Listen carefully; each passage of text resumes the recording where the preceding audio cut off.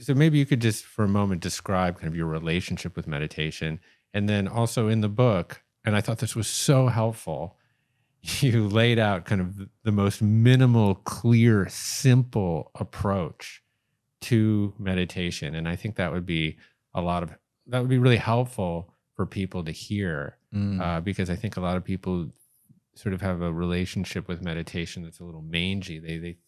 They know it's something that's good for them, but they can't quite get their arms around it. Yeah. Yeah. I say all of my books at their core are meditation books, with some other themes sprinkled in. So this one has minimalism themes, and the last one has inspiration, and there was one with happiness. But the core practices are always, get still, get quiet. And the reason why I'm such a big advocate for it is because it has benefited my own life, massively. We probably wouldn't be having this conversation right now if I hadn't started really investing in my meditation practice back in 2003 when I met my teacher and went all in on it, and it changed so much. And people often ask, what's the biggest benefit you got from meditation? Because what's interesting about my story is I didn't come to meditation from some rock bottom moment. I came to it through following curiosity, which I talk about in the book. Yeah. And I never considered myself to be a particularly stressed out person. And I see a lot of people saying, when the subject comes up about meditation, I don't need meditation. I'm not stressed. I sleep well at night and all that. And that was my experience too. So when I look at what I've gotten from meditation that I think is valuable to pretty much everybody is a stronger connection to my intuition. And so that has freed me up from having to sit there and, deliberate about things. And most of what our intuition is pointing us toward are hard things. Go work out even though you don't feel like it. Eat the healthier option even though you'd rather have the donuts and the fries. Apologize first even though they're at fault, Oh, not that one. Damn it. Yeah. So I could deal with the fries, but apologies. Exactly. Whatever your thing is that you're holding back, your intuition will, you have a stronger connection to it. It'll turn from a still small voice that you can barely hear into a loud, annoying voice, and you won't be able to ignore it. And what you find is that when you follow through on it more often than not, your life ends up better than it would have been otherwise when you were trying to stand your ground against this situation that was really about protecting your ego. Yeah. And so it exposes our blind spots. I relate meditation to Wonder Woman's lasso. Do you know the power of Wonder Woman's lasso, the superpower? No, it's not invisibility. No, it's a truth serum. Oh, that's right. Yes. You can't lie if you have that lasso around you. And meditation is like that. It's really hard to BS yourself if you've been meditating on a daily basis. I've got to hide Skylar's lasso. So, you talk about being honest and all that. And obviously, it could be a very deliberate, intentional thing, or you can just meditate. And the idea to lie will be so painful that you just won't allow yourself to do it. Like you kind of have to do it and accept whatever consequences come as a result of that.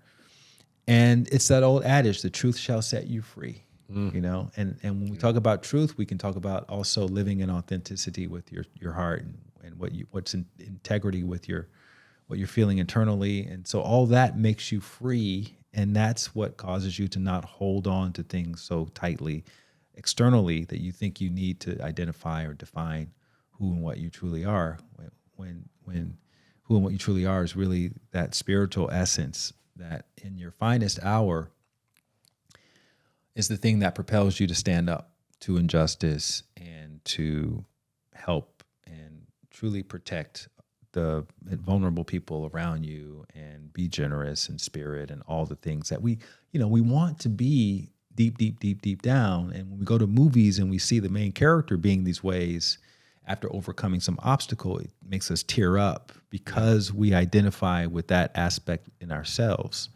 But it's just so hard to do it IRL, in real life. That's right.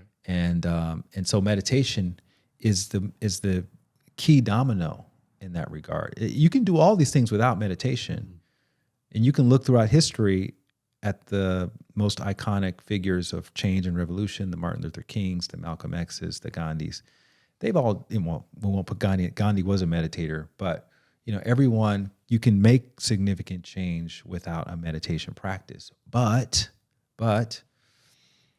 there is always some sort of side effect when you don't have a release valve, right? So in King's case, King was manic depressive. He was a chain smoking, philandering, person, human, doing his best, but he had to have these outlets because he was living life under the constant threat of death.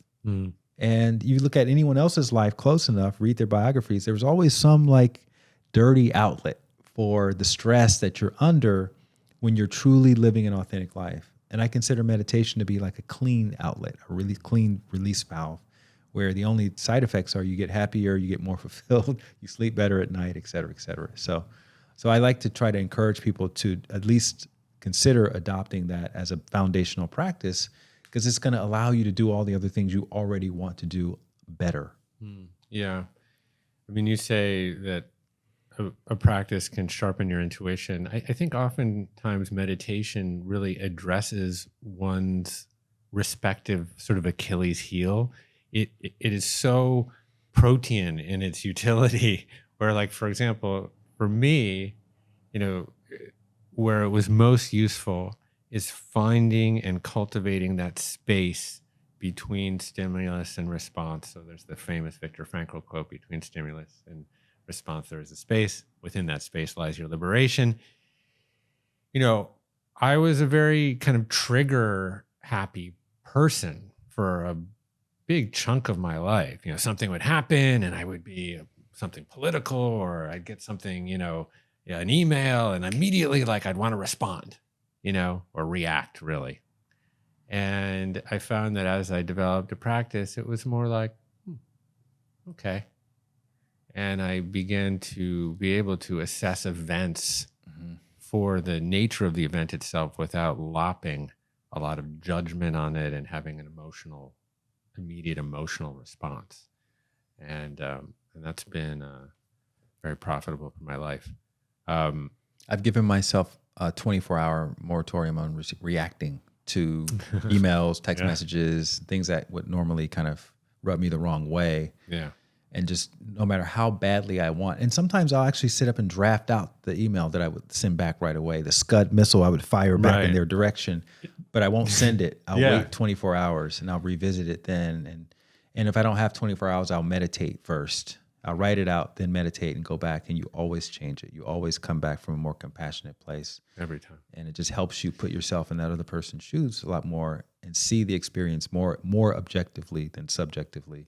In which case you can probably glean insights around how they could have come up with that perspective, and then do the mature thing, which is, taking responsibility and giving what you want to receive. If obviously you want people to take responsibility when you have conflict.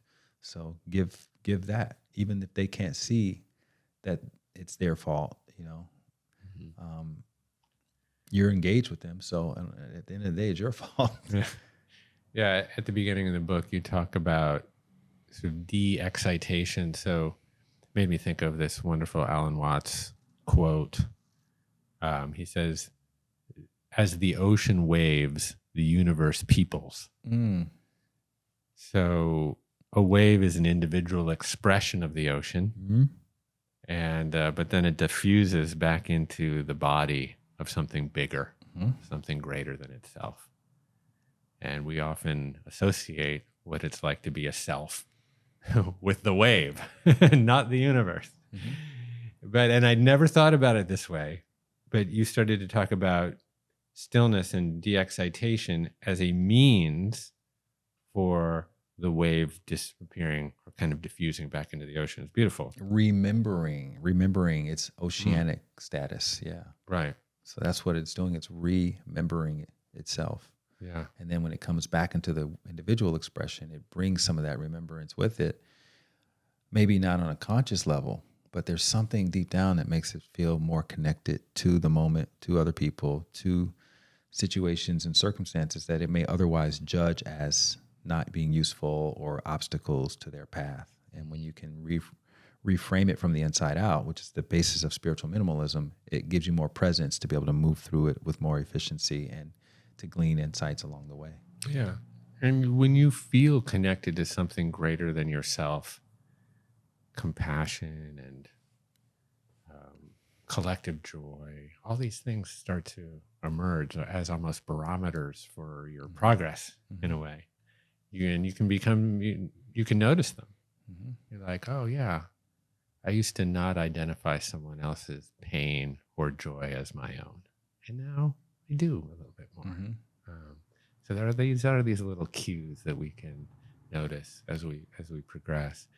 So for anyone that believes they have to wear a saffron robe and rake pea gravel for eternity to be a meditator, can you unravel that concept for people? And you do break it down into these 10 steps. I actually have them written down. Okay. If you want to take let's very briefly, people, I'll give them to you. I was actually going to ask you that because I don't remember them by heart. So the 10 steps to the I call it the minimalist approach to meditation. It's very simple. So I say early in the day, sit with comfortable back support and set a gentle alarm, 15 minutes to 20 minutes, and then close your eyes. And then you can start with 3 deep breaths just to relax your body, and then let your breathing return to normal.